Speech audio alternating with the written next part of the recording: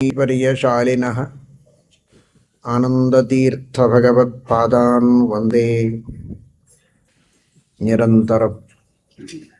ಆನಂದತೀರ್ಥೋಪದಿಷ್ಟೋ ನಿಧಿರ್ನಾರಾಯಣಃ ಕ್ವಯಃ ಪ್ರದರ್ಶಿತೋ ಯೇನ ಸಮ್ಯಕ್ ಜಯತೀರ್ಥಂ ತಮಾಶ್ರಯೇ. ಪ್ರಣಮತ್ಕಾಮಧೇನುಂಚ ಭಜತ್ಸುರತರೂಪಮಂ ಶ್ರೀಭಾವಬೋಧಕೃತ್ಪಾದಚಿಂತಾಮಣಿಮುಪಾಸ್ಮಹೇ.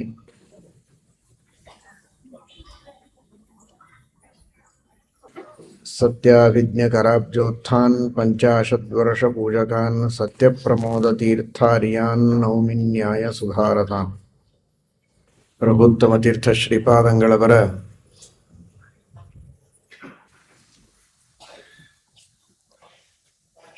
ಹಿರಿಯರ ಅವರ ಪೂರ್ವಾಶ್ರಮದ ತಂದೆ ತಾಯಿಗಳ ಮೂಲಭೂಮಿ ಸುವರ್ಣಪುರಿ, ತೆಲಂಗಾಣ. ಸೋನ್ ಅಂತಾರೆ, ಸೊನ್ನೆ ಅಂತಾರೆ. ಸಂಸ್ಕೃತದಲ್ಲಿ ಅದು ಸುವರ್ಣಪುರಿ.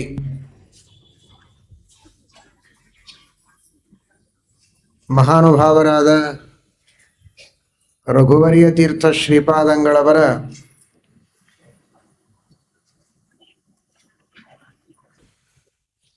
ಪೂರ್ವಾಶ್ರಮದ ತಂಗಿಯ ಸುಪುತ್ರರು ಪ್ರಭುತ್ತಮ ತೀರ್ಥ ಶ್ರೀಪಾದಂಗಳವರು.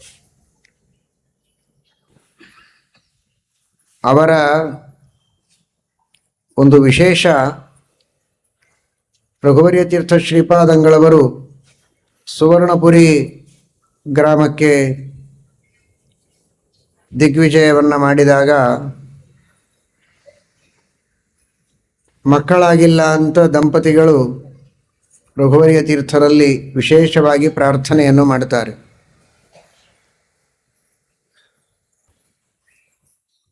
ರಘುವರಿಯ ತೀರ್ಥರು ದೇವರಲ್ಲಿ ಪ್ರಾರ್ಥನೆಯನ್ನು ಮಾಡಿ ಮಂತ್ರಾಕ್ಷತೆಗಳನ್ನು ಕೊಡ್ತಾರೆ.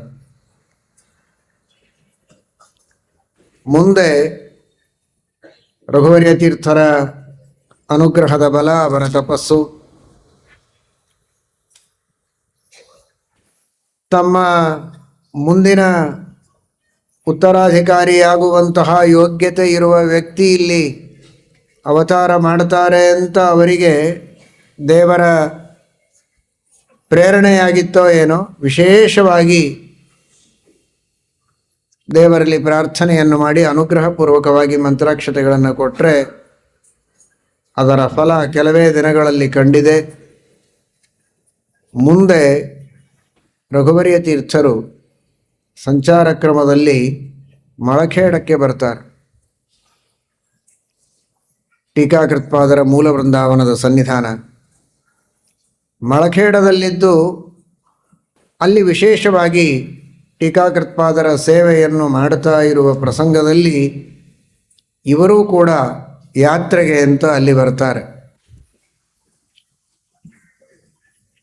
ದಂಪತಿಗಳು, ಹೆಂಡತಿ ತುಂಬು ಗರ್ಭಿಣಿ, ಟೀಕಾಕೃತ್ಪಾದರ ದರ್ಶನವನ್ನು ಪಡೆದು ಅನುಗ್ರಹವನ್ನು ಪಡೆದು ಮುಂದೆ ಹೋಗಬೇಕು ಅಂತ ಬಂದವರು. ರಘುವರಿಯ ತೀರ್ಥರ ಸನ್ನಿಧಾನ ಅಲ್ಲಿಯೇ ಇದೆ ಅಂತ ಗೊತ್ತಾದಾಗ ಅಲ್ಲಿಯೇ ಇರ್ತಾರೆ. ಅಲ್ಲಿಯೇ ರಘುತ್ತಮ ತೀರ್ಥ ಶ್ರೀಪಾದಂಗಳವರ ಅವತಾರ ಆದದ್ದು. ಮಳಖೇಡದ ಟೀಕಾಕೃತ್ಪಾದರ ಪರಮ ಪವಿತ್ರವಾದ ಸನ್ನಿಧಾನದಲ್ಲಿ ವಿಶೇಷವಾಗಿ ಮುಂದೆ ಶ್ರೀಮಠ್ ಟೀಕಾಕೃತ್ಪಾದರು ಬರೆದಂತಹ ಗೀತಾಭಾಷ್ಯ ಪ್ರಮೇಯ ದೀಪಿಕಾ ಗ್ರಂಥಕ್ಕೆ ಭಾವಬೋಧವನ್ನು ರಚನೆ ಮಾಡುವ, ವಿಷ್ಣು ತತ್ವನಿರ್ಣಯ ಟೀಕಾ ಭಾವಬೋಧವನ್ನು ರಚನೆ ಮಾಡುವ, ತತ್ವಪ್ರಕಾಶಿಕಾ ಭಾವಬೋಧವನ್ನು ರಚನೆ ಮಾಡುವಂತಹ ಮಹಾನುಭಾವರು, ಅದರಂತೆ ನ್ಯಾಯ ವಿವರಣ, ಬೃಹದಾರಣ್ಯಕ ಭಾಷ್ಯಗಳಿಗೆ ವ್ಯಾಖ್ಯಾನ ಮಾಡುವವರು. ಹೀಗಾಗಿ ಟೀಕಾಕೃತ್ಪಾದರು ಬರೆದ ಟೀಕೆಗಳಿಗೆ ವ್ಯಾಖ್ಯಾನ ಮಾಡುವ ಮಹಾನುಭಾವರು ಟೀಕಾಕೃತ್ಪಾದರ ಸನ್ನಿಧಾನದಲ್ಲಿಯೇ ಅವತಾರ ಮಾಡಿದ್ದು. ನಿತ್ಯದಲ್ಲಿ ರಘುವರ್ಯ ತೀರ್ಥ ಶ್ರೀಪಾದಂಗಳವರು ತಮ್ಮ ಗುರುಗಳಾದ ರಘುನಾಥ ತೀರ್ಥರಿಗೆ ಒಲಿದು ಬಂದ ಕೂರ್ಮಶಾಲಿ ಗ್ರಾಮಕ್ಕೆ ಅಭಿಷೇಕ ಮಾಡಿದ ಹಾಲನ್ನು ಕೊಟ್ಟು ಆ ಮಗುವನ್ನು ಬೆಳೆಸಿದ್ದಾರೆ. ಅಂದರೆ ರಘುತ್ತಮ ತೀರ್ಥರ ಅವತಾರದ ಹಿನ್ನೆಲೆಯನ್ನು ವಿಚಾರ ಮಾಡಿದರೆ ಮಹಾಪ್ರವಾಹಿನಿ ಭೀಮ ಯಸ್ಯ ಮಾರ್ಗ ಮದಾನ್ಮುದ ರಘುವರ್ಯೋ ಮುದಂ ದದ್ಯಾತ್ ಕಾಮಿತಾರ್ಥ ಪ್ರದಾಯಕ ಅಂತ ತುಂಬು ಹರಿಯುವಂತಹ ಮಹಾಪೂರವನ್ನು ತಮ್ಮ ತಪಸ್ಸಾಮರ್ಥ್ಯದಿಂದ ತಡೆದವರು. ಅರ್ಥಾತ್ ಆ ಭೀಮಾ ನದಿಯ ದೇವತೆಗೆ ಪ್ರಾರ್ಥನೆಯನ್ನು ಮಾಡಿ, ರಾಮದೇವರಿಗೆ ವಾಯುದೇವರಿಗೆ ಪ್ರಾರ್ಥನೆಯನ್ನು ಮಾಡಿ ತುಂಬಿ ಹರಿಯುವಂತಹ ಭೀಮಾ ನದಿ ಎರಡು ಭಾಗವಾಗಿ ಇವರಿಗೆ ದಾರಿ ಕೊಡಬೇಕಾಗಿದ್ದರೆ ಎಂತಹ ತಪಸ್ವಿಗಳು ಅಂತ ನೀವು ಆಲೋಚನೆ ಮಾಡಬಹುದು. ಅಂತಹ ಒಬ್ಬ ಮಹಾ ತಪಸ್ವಿಗಳು ಇವರ ತಾಯಿಗೆ ಮಂತ್ರಾಕ್ಷತೆಯನ್ನು ಕೊಟ್ಟು ಆ ನಂತರದಲ್ಲಿ ಅವರಿಗೆ ಈ ಸಂತಾನದ ಪ್ರಾಪ್ತಿಯಾಗಬೇಕು ಅಂದರೆ ಒಂದು ತಪೋಮೂಲದಿಂದ, ತಪಸ್ವಿಗಳ ಅನುಗ್ರಹದಿಂದ ಇವರು ಅವತಾರ ಮಾಡಿದ್ದು. ಅಲ್ಲಿಂದಲೇ ಆ ತಪಸ್ಸಿನ ಒಂದು ವಿಶೇಷವಾದಂತಹ ಪ್ರಭಾವ ಇವರ ಮೇಲೆ ಇದೆ. ಗುರುಗಳ ಅನುಗ್ರಹ, ಅವರ ತಪಸ್ಸಿನ ಒಂದು ವಿಶಿಷ್ಟವಾದ ರಕ್ಷಾ ಕವಚ ಇವರಿಗೆ ಉಂಟು.